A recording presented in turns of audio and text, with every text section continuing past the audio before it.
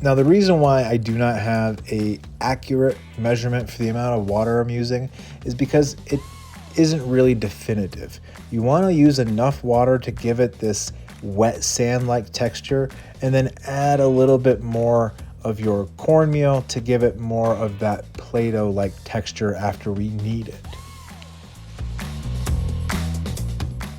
You may be wondering what masa harina is, and is it different than cornmeal? So I'm going to explain the differences. With cornmeal, you would take the dried field corn and grind it up to different coarsenesses depending on its future use.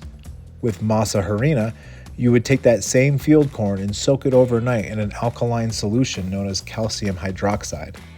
This will dissolve the outer skin and improve the nutritional content of the corn.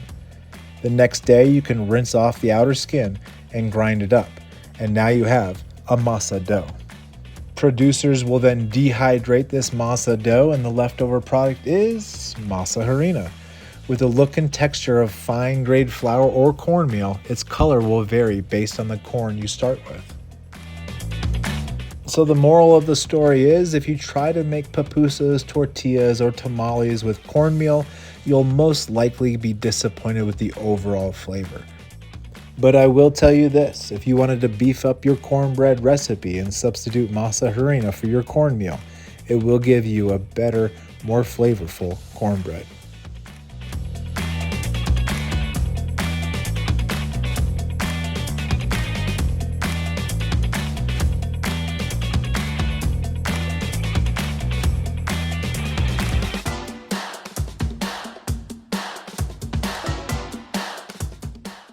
A pupusa is a type of Salvadorian dish made from a thick handmade corn tortilla that is filled with a variety of ingredients.